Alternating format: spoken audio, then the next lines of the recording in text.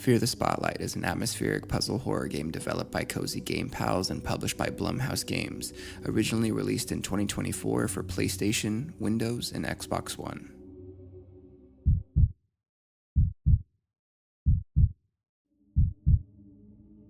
Sunnyside High School students and best friends Vivian and Amy have broken into their school for a late-night seance. Amy is interested in the occult and is curious about a fire that happened at the school back in 1991. They sneak through the halls and avoid the school's security camera and enter the library. The pair had planned to use a Ouija board that was on display in the library, thanks to Vivian, who volunteers there. She's the one who convinced the librarians to have a supernatural history showcase because she knew Amy liked that kind of stuff. Amy finds them a spot where they can carry out the seance, and Vivian sets the spirit board down. They light the candles, and Amy sets down a burnt rose. She found it in her locker weeks prior, but she doesn't know how it got there. She felt that it had something to do with the fire, so using it in the seance may be helpful. And with that, they begin. At first, nothing seems to happen, but then a spirit starts communicating with them. Amy asks if it's the one she's heard following her in the halls. The spirit then identifies itself as dangerous. The planchette goes crazy, followed by a flash of lightning which reveals a dark specter behind Amy, and the candles go out. Vivian relights the candles and realizes Amy is gone and goes off to find her. The library is in disarray with bookcases knocked over, and Vivian only has a candle to guide her in the pitch-black darkness. After following a corridor revealed by a figure in a flashing red light, Vivian then sees Amy. She calls out to her, and Amy is suddenly grabbed by a bright light and pulled through a doorway. That seemed to cause the whole library to catch on fire, and with the fire spreading quickly, Vivian escapes through a crack in the wall. She finds herself in a different hallway in the school and finds a note dated with the year 1991. Exploring further, she spots a phone through a locked doorway to which she wants to use to call Amy. Walking around the corner, she spots a dark, unnerving figure staring at her with glowing eyes. And then it disappears. She then finds a flyer advertising tryouts for the school's performance of Phantom of the Opera. Vivian, while searching for tools to help her get her through the locked door, she encounters an entity with a spotlight for a head.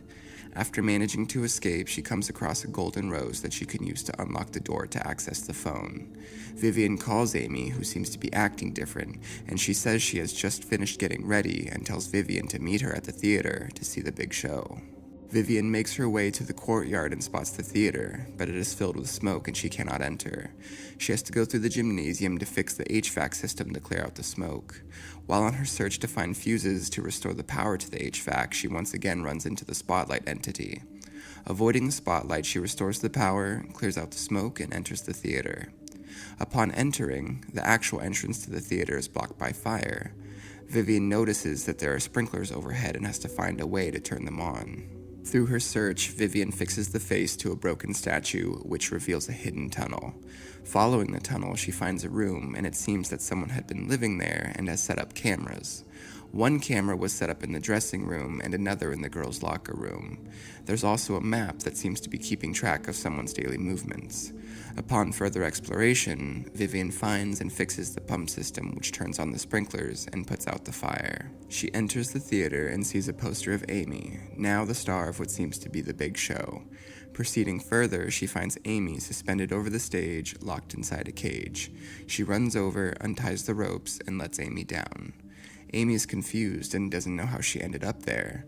The spotlight entity shows up once again and says that he will not let Vivian take Amy away from him.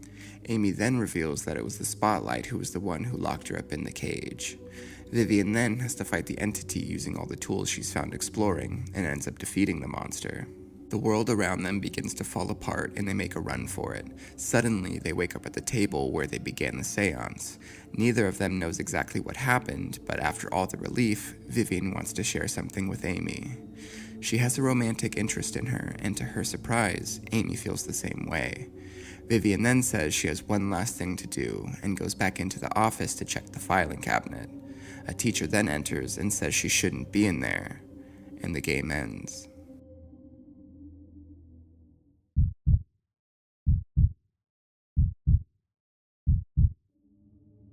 After the seance throughout the school, Vivian begins to find notes between students and diary entries written by a student named Chrissy. They tell how Chrissy wanted to audition for the lead role in The Phantom of the Opera. The problem, however, was another girl named Heather, whose father was the superintendent, meaning Heather would usually get special treatment. Chrissy would practice for the audition sometimes in front of Heather, which would anger Heather and her friends. Chrissy was then bullied by them, and an incident report was written, but due to the fear of Heather's father, the school buried the report. Nonetheless, Chrissy continued to practice. Her main motivation for getting the role was out of love. She had feelings for a popular boy at the school named Raoul. Raoul had gotten the male lead role in the play, and this was Chrissy's chance. But due to Heather's father, the drama teacher, Mr. Crane, was pressured to give the lead role to Heather. As a result, Chrissy was assigned as Heather's understudy. It was around then that Chrissy started to receive love letters in a red envelope along with a red rose. One of the letters told Chrissy that it was her time to shine. Then, an accident happened at the school swimming pool. Heather said she slipped on an oily substance on the diving board and broke her leg, meaning Heather couldn't perform, thus making Chrissy take over as the female lead. Then there was an incident where Chrissy was being bullied by Heather's friends and Raoul stepped in to break up the fight. It turns out Raoul actually liked Chrissy as well and asked her to be his girlfriend. Then, Chrissy received another love letter saying, "How could you break my heart? He will only hold you back." Some time had passed and practicing for the play became more and more intense, and then Raoul goes missing. And due to the fear of a student going missing, the school orders the students to go straight home after school. Naturally, Chrissy was a mess and told Mr. Crane she wanted to quit the play, but he wouldn't let her. He said it was her time to shine, which she realized sounded just like the letter she received before and had a feeling Mr. Crane has something to do with Raoul going missing. In her dressing room, she finds another letter saying, "My star, tonight is the night. All the pain will have been worth it."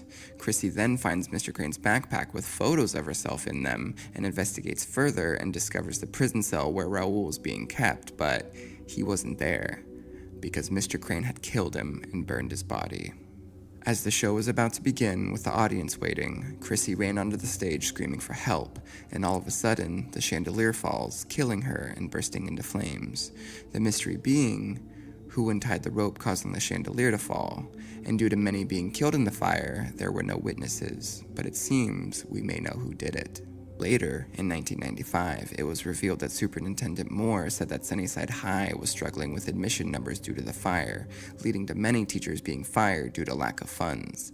Then, in 2007, when demolishing the arts hallway, workers found hidden videotapes under the drama classroom floorboards, along with a strange room in the sewer tunnels. Superintendent Moore writes to the principal saying none of this must get out, and the principal was ordered to destroy everything. Then later in 2012, the school renovations were completed and the school was back on its feet. The spirits of those killed in the fire still linger in the school, bringing us back to the seance with Vivian and Amy. One of the spirits being Mr. Crane, who dragged the two into another reality, with the burnt rose being the gateway for this to happen. He wanted to pull these girls into this twisted world to cast one of them as the lead role, which is why we found the posters of Amy. And the spirit who was following Amy around the school was Mr. Crane.